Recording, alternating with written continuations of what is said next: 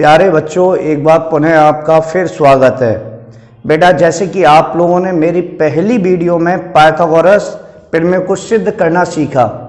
बेटे, आपको ये प्रूव करने के लिए आ सकता है कि भाई पाइथागोरस प्रमेय के आधार पर आपको सवाल दे दे, या वो पाइथागोरस पे ही सवाल आपको उसके बता दे कि इसको प्रूव करो, है ना। तो आप लोग वो बड़ा आसान तरीका मैंने बताया था, उसमें एक दो एग्जाम्पल काफ़ी इंपॉर्टेंट हैं जो बोर्ड में कई बार आ चुके हैं, उनको खूब प्रैक्टिस करो। अब बेटा, मैं आज आपको 6.5 एक्सरसाइज पाइथागोरस पे ही डिपेंड है ना। 6.5 एक्सरसाइज के इंपॉर्टेंट क्वेश्चनों को आज बता रहा हूं, उनको सीखिएगा। 6.5 एक्सरसाइज में पहला क्वेश्चन क्या है? पहला क्वेश्चन है कि आपको बताना है कि कौन कौन सी भुजाएं हमें पाइथागोरस प्रमेय को सिद्ध करती हैं और वो समकोण त्रिभुज बनाएंगी। तो जो भुजाएं पाइथागोरस को संतुष्ट करें वो समकोण त्रिभुज बनाएंगी, क्योंकि समकोण त्रिभुज में ही पाइथागोरस प्रमेय लागू होती है। तो ये बड़ा आसान प्रश्न है, कर लेना। बड़ी भुजा को कर्ण मानना और बाकी को आधार और लंब अगर बराबर आ जाए तो समकोण त्रिभुज बनाएंगे, नहीं आती हैं तो समकोण त्रिभुज नहीं बनाएंगे, जो कि आप लोग आसानी से कर सकते हो। मेरे पास क्वेश्चन नंबर 2 है बेटा। क्वेश्चन नंबर 2 क्या है? क्वेश्चन नंबर 2 है कि एक त्रिभुज PQR समकोण त्रिभुज है ना। तो बेटा, एक त्रिभुज हमें यहाँ पे ये दे रखा है इस टाइप से, है ना, और उसमें P कोण समकोण बोला है, तो P आपको यहां लेना पड़ेगा और Q और R कहीं भी आप ले सकते हैं, इससे कोई दिक्कत नहीं है। तो PQR हमने ले लिया, P आपका समकोण बोला है उसने, ये हो जाएगा। फिर उसने बोला है QR पर एक M बिंदु इस प्रकार है। तो बेटा, यहां पर एक बिंदु M इस प्रकार है कि PM लंबा है बेटा QR पर, यानी अगर हम P से M को मिलाएं तो ये इस पे लंब है। लंब का मतलब कितना है बेटा? 90 डिग्री का कोण बना रहा है, तो 90 डिग्री का कोण इस टाइप से बन जाएगा। अब हमें ये दिखाना है कि सिद्ध करके। तो बेटा, सबसे पहले मैंने आपको सिखा रखा है कि सबसे पहले बेटा लिखना चाहिए हमें। यहां पर दिया है, क्या दिया है? त्रिभुज PQR में, है ना, एंगल P बराबर कितना है? 90 अंश, ये दिया है। और ये भी हमें दिया है कि PM लंब है किस पर? QR पर, ये भी दिया है। फिर हमें क्या सिद्ध करना है? हमें सिद्ध करना है बाबूजी, इसमें दे रखा है PM square equal to QM into MR। ये प्रूव करके लाना है, PM square equal to QM into MR। अब देखो, हम इसको जब सॉल्यूशन करेंगे तो सॉल्यूशन के लिए मैंने आपको तरीका अच्छी तरह बता दिया है। पिछली वीडियो में आप लोगों ने देखा है कि जो तरीका है वही अमल करना है आपको। तो आप क्या करेंगे भाई, यहाँ पे देखो कि सबसे पहले ये देखेंगे कि हम कौन सा त्रिभुज उठाएंगे। तो आप लोग ये देखो PM स्क्वायर, तो PM कहां आ रहा है? PM आ रहा है बेटा ये। अब ये कौन से त्रिभुज में है? तो PM इंटू PM, तो PM छोटे में इसमें भी है, इसमें भी है, समझ गए ना भाई। PM जो भुजा है वो इस वाले छोटे त्रिभुज में भी आ रही है ऊपर वाले में, और छोटे वाले नीचे में भी आ रही है। और QM कहां है जरा बताओ मुझे? QM ये ऊपर वाले की भुजा है छोटी, और MR छोटे वाले की नीचे। तो इससे ये सिद्ध हो गया कि हमें एक तो ये त्रिभुज लेना है, एक ये त्रिभुज लेना है ना। तो बेटा, हम यहाँ पे लिख रहे हैं, पहले हमें देखना है कि त्रिभुज हमें लेना है एक तो PQM, और दूसरा त्रिभुज हमें नीचे वाला ये वाला लेना है PMR। दोनों त्रिभुजों में हम अब समरूप वाली कंडीशनों को लगाएंगे, है ना। तो बेटा, समरूप वाली कंडीशन कैसे लगाएंगे आप लोगों को देखो मैंने खूब सिखाया है ना। अब इन दोनों त्रिभुजों को मुझे समरूप प्रूव करना है। तो समरूप प्रूव करने के लिए हम सिर्फ इतना जानते हैं कि इसका एंगल 1 इसके एंगल 2 के क्या है? बराबर, यानी एंगल 1 इसका, है ना, ऊपर वाले त्रिभुज का 2 है, एंगल 2 वो बराबर है नीचे वाले त्रिभुज का एंगल 1। ये बराबर है क्योंकि दोनों ही कोण कितने अंश के हैं? 90। और इसमें कुछ भी मुझे बराबर नहीं पता। तो मैंने आपको पिछली वीडियो में बताया था, बड़ा सिंपल है ना। कैसे दिखाएंगे आप इसको? देखो भाई, पहले आपको ये मालूम है बेटा इसमें कि त्रिभुज PQR में, त्रिभुज PQR में, है ना, इन एंगलों को मान दे दो 1 2 दे दिया, इसको दे दो बेटा 3, है ना, इसको दे दो 4, यहां से यहां तक है, ये 4 हो जाएगा, इसको दे दो बेटा 5 और इसको दे दो यहां से यहां तक 6। कोई दिक्कत नहीं, नाम कैसे भी रख देना आप, कोई दिक्कत नहीं है। तो पी क्यू आर में त्रिभुज के तीनों कोणों का योग कितना होता है बेटा 180 अंश, है ना। तो हम देखेंगे angle 3 plus angle 6 plus angle ये वाला पूरा, है ना 90 है, और बराबर हो जाएगा 180। तो यहां से मालूम पड़ गया एंगल 3 प्लस 6 इक्वल टू ये उधर जाएगा घट जाएगा 90 अंश। That's equation first. समझ गए होगे? ओके। फिर आप लोग देखें बेटा त्रिभुज किस में लेना है, त्रिभुज लेना पी क्यू एम में, पी क्यू एम ये ऊपर वाला है ना। तो त्रिभुज के तीनों कोणों का योग 2 प्लस 5 प्लस 6 इक्वल टू 180, है ना। अब बेटा 2 आपको पता है कितना है 90 अंश है, तो यहाँ 90 रख सकते हो, 90 उधर जाएगा घट जाएगा, तो एंगल 5 प्लस 6 इक्वल टू ये भी कितना आएगा 90, इक्वेशन नंबर 2। और फिर इस वाले त्रिभुज को लेंगे, त्रिभुज कौन सा आएगा बेटा पी एम आर में। तो पी एम आर में हम देखेंगे कि इसमें बेटा एंगल 3 प्लस एंगल 4 प्लस ये वाला 90 अंश है, 90 इक्वल टू 180, 90 उधर जाएगा घट जाएगा, तो 3 प्लस 4 इक्वल टू कितना आएगा 90, इक्वेशन नंबर 3। अब ये भी 90 अंश का, ये भी 90 अंश का, ये भी 90 अंश का है, तो ये आपस में सब बराबर होंगे। तो पहले लिखना 1 व 2 से, है ना। 1 और 2 को अगर हम बराबर करेंगे, जब राइट हैंड साइड बराबर है तो लेफ्ट हैंड साइड भी आपस में क्या होंगी बराबर। तो 3 प्लस 6 बराबर 5 प्लस 6, ये भी बराबर होंगे। 6 से 6 एंगल कट गया, तो एंगल 3 बराबर सिद्ध हो गया एंगल 5 के। यानी हमने यहाँ पे प्रूव्ड कर दिया कि एंगल 3 एंगल 5 के क्या है बराबर। और बेटा यहाँ पे 2 बराबर अगर हम लें किसके, 2 बराबर किसके लिया जाए यहाँ पे, या 1 को ही बराबर ले लो आप किसके, 1 बराबर किसके 3 के। तो 1 और 3 को लिया, तो एंगल 3 प्लस 6 बराबर 3 प्लस एंगल 4, 3 से 3 कट गया, तो एंगल 6 बराबर आएगा एंगल 4, यानी 6 एंगल किसके बराबर हो गया 4 के। ये भी हमने प्रूव्ड कर दिया। अब इसको देखो बेटा सवाल में, एंगल 1 एंगल 2 के बराबर डायरेक्ट हो गया, कोई 90 अंश है। अब हम यहाँ पे प्रूव्ड कर चुके हैं, है ना। ये ऊपर वाला है और ये नीचे वाला, तो ऊपर वाले का एंगल 6, इसका एंगल 6, वो किसके बराबर है नीचे वाले एंगल 4 के। ये बेटा मैंने सिद्ध किया है, सिद्ध किया है, देख रहे हो ना यहाँ पे सिद्ध किया है। ओके बेटा ये सिद्ध कर दिया हमने। और फिर इसमें एक और चीज देखो, ये 6 4 के बराबर प्रूव्ड किया है, और ऊपर वाले का एंगल 5 बराबर एंगल 3 के, ये भी हमने सिद्ध किया है, जो कि आपको दिखाई दे रहा है बेटा यहाँ पे है। जब ये तीनों कोण बराबर हो गए तो मैं कह सकता हूं कि त्रिभुज पी क्यू एम समरूप होगा त्रिभुज पी एम आर के। और जब 2 त्रिभुज समरूप हो जाते हैं तो उनकी भुजाओं का अनुपात समान होता है। और भुजाएं लेंगे कैसे, इसके अनुसार एंगल 2 के सामने, एंगल 2 के सामने ये बड़ा हुआ है ऊपर वाला त्रिभुज है, एंगल 2 के सामने भुजा कौन सी है पी क्यू। ओके, एंगल 1 के सामने भुजा, एंगल 1 के सामने भुजा कौन है पी आर। ओके बेटा यस। और एंगल 6 ऊपर है, ऊपर वाले त्रिभुज के सामने भुजा कौन है यहाँ पे पी एम, है ना। और बेटा एंगल 4 के सामने भुजा कौन सी आ रही है एम आर, है ना। और बेटा एंगल 5 के सामने कौन सी आ रही है, 5 के सामने आ रही है एम क्यू या क्यू एम, है ना। और एंगल 3 के सामने कौन सी आ रही है पी एम, है ना। ये भुजा आ गई। अब आप बताइए, हमें इसकी जरूरत नहीं है तो काट देना, इसमें कैंची मार देना, पीएम का पीएम में गुणा करेंगे पीएम स्क्वायर, और इधर गुणा करेंगे तो यह आएगा Q M into M R, जो कि प्रूव्ड हो जाएगा। बड़ा आसानी से इस प्रश्न को किया जा सकता है, लेकिन इसके लिए छोटी सी बात आपको समझनी पड़ेगी कि किसी भी त्रिभुज के तीनों कोणों का योग 180 अंश होता है। कर लेंगे आसानी से। ओके बेटे देखो, इसी पे आधारित फिर नेक्स्ट एक क्वेश्चन, अगर कहीं किसी बच्चे को थोड़ा बहुत डाउट रह गया हो तो वो अपने डाउट को नेक्स्ट क्वेश्चन से फिर सॉल्यूशन कर सकता है।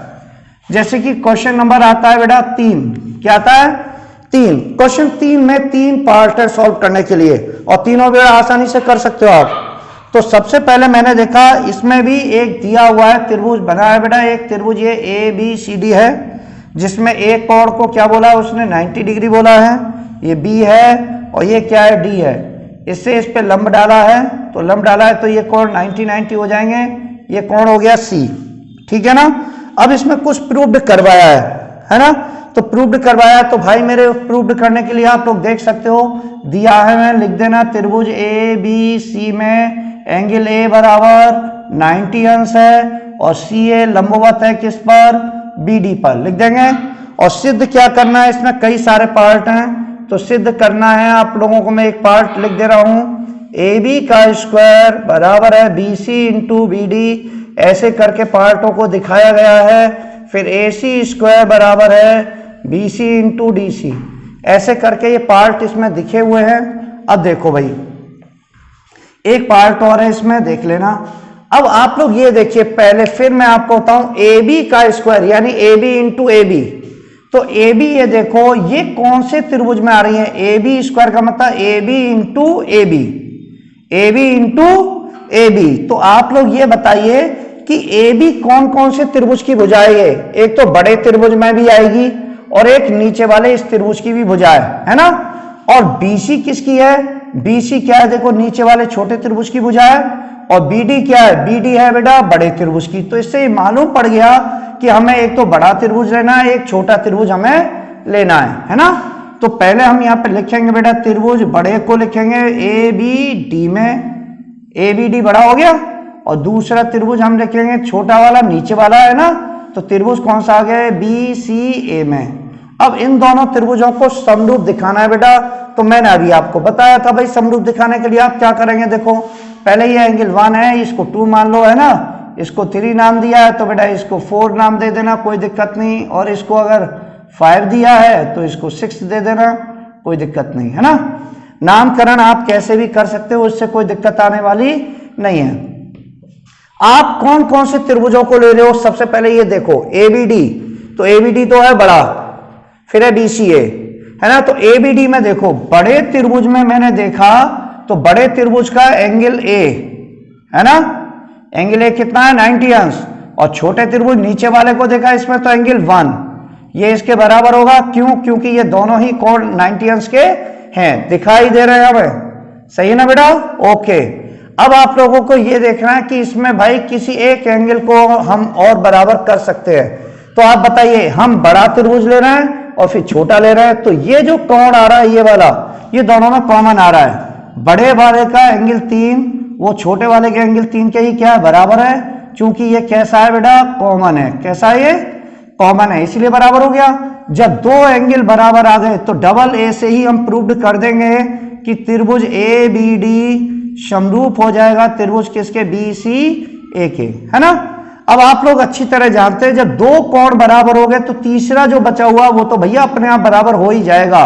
तो एंगल 1 बराबर कर दिया आपने, 3 बराबर कर दिया, तो इसका कौन सा बचा 5, और बड़े वाले का कौन सा बचा है, ए आ गया, 1 आ गया, है ना, ए आ गया और 3 आ गया, है ना, ए आ गया 3 आ गया। तो यहां तो बचा एंगल 5 और यहां बचा 6, तो एंगल 6 बड़े वाले का वो बराबर हो गया एंगल 5 के। इसे लिख देना आप, अपने आप बराबर हो जाएगा। जब दो कोण बराबर हैं तो तीसरा अपने आप बराबर हो गया। और जब दो त्रिभुज समरूप हो गए तो उनकी भुजाओं का अनुपात समान होता है।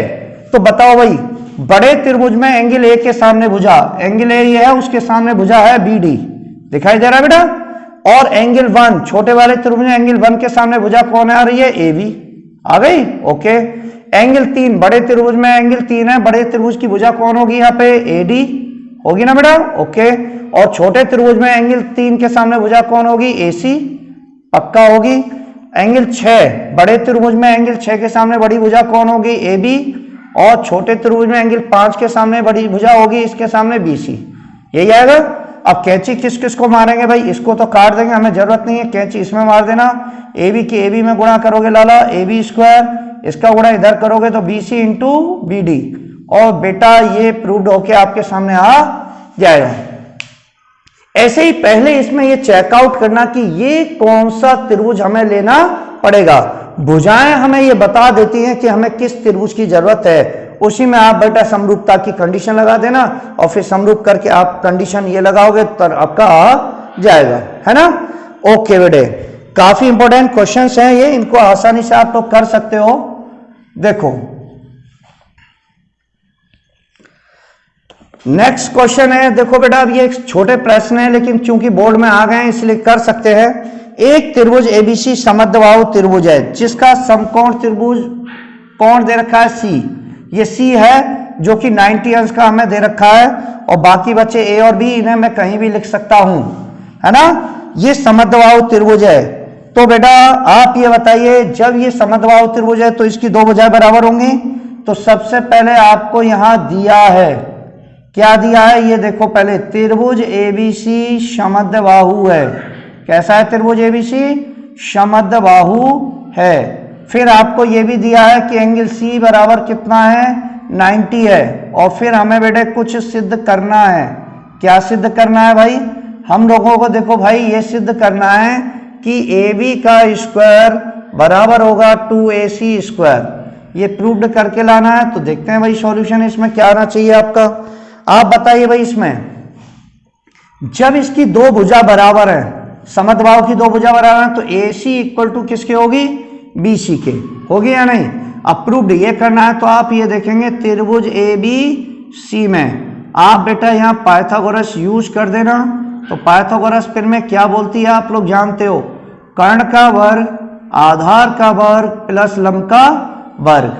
कर्ण कितना है इस त्रिभुज का? देखो AB का स्क्वायर, आधार और लंब किसी को मान लो बेटा AC का स्क्वायर प्लस BC का स्क्वायर। हमें पता है कि ये त्रिभुज समद्विबाहु है। कैसा है? समद्विबाहु है। तो बेटा चूंकि हमें पता है AC बराबर किसके है इसमें? BC के है। तो मैं BC के स्थान पे AC लिख सकता हूँ, AC स्क्वायर हो जाएगा। तो AB स्क्वायर इक्वल टू हो जाएगा प्यारे 2AC स्क्वायर, और ये आपका प्रूव्ड हो जाएगा। क्वेश्चन नंबर 5 भी बिल्कुल इसी का भाई है, जिसे आप लोग आसानी से सॉल्व कर सकते हो। क्वेश्चन नंबर 6 को मैं थोड़ा सा समझा दूं आपको। इसी में एक समबाहु त्रिभुज जिसकी भुजा कितनी है? 2a, तो इसके शीर्ष लंब की लंबाई बताओ। समबाहु त्रिभुज आप जानते हो बेटा ऐसा होता है जिसकी सारी भुजाएं बराबर हैं, तो 2a 2a और 2a, इसका नामकरण कर देना बेटा ABC, है ना। अब वो ये कह रहा है कि इसके शीर्ष लंब की लंबाई बताओ। तो इससे इस पे हमने लंब डाला, है ना। तो ये D हो गया, तो लंब डाला, ये 90 होगा, ये भी कितना होगा? 90 होगा, है ना। तो बेटा देखो ध्यान देना, इसमें सबसे पहले ये समबाहु त्रिभुज है, तीनों भुजाएं बराबर हो गई। तो हमें निकालना क्या है इसमें? हमें निकालना है शीर्ष लंब की लंबाई। शीर्ष लंब की लंबाई निकालनी है। तो प्यारे शीर्ष लंब की लंबाई हमारी AD होगी। तो देखो कैसे निकालेंगे हम, सॉल्यूशन करते हैं बेटा। तो सॉल्यूशन जब हम कर रहे हैं हमें इतना ज्ञान होना चाहिए, दो त्रिभुज ऐसे होते हैं जिसपे लंब डाले ना शीर्ष से, तो वो भुजा को आधा आधा कर देते हैं। एक तो होता है समबाहु और एक होता है समद्विबाहु।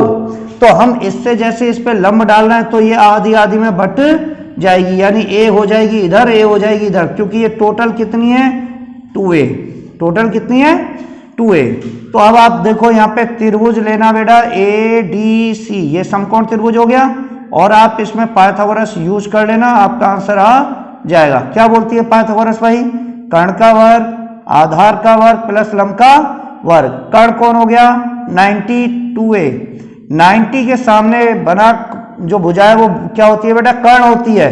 तो ये कर्ण हो जाएगा, आधार का आपका हो गया A, और लंब कितना हो गया बेटा आपके सामने? ये फाइंड आउट करना है ना।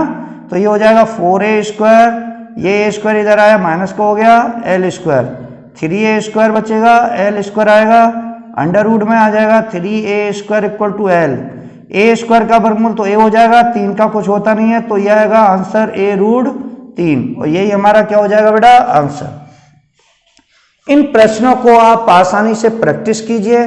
जो जितना ज्यादा प्रैक्टिस करेगा बेटा उसको समझ में भी गणित ज्यादा आता है, सही है ना। जो बच्चे प्रैक्टिस कम करते हैं उनको गणित कम समझ में आता है। आप लोग प्रैक्टिस करिए और इसी प्रकार से आगे इन्हें सवालों को पढ़ते रहिए। मिलते हैं बेटा कुछ नेक्स्ट इंपॉर्टेंट क्वेश्चनों को लेके नेक्स्ट वीडियो में।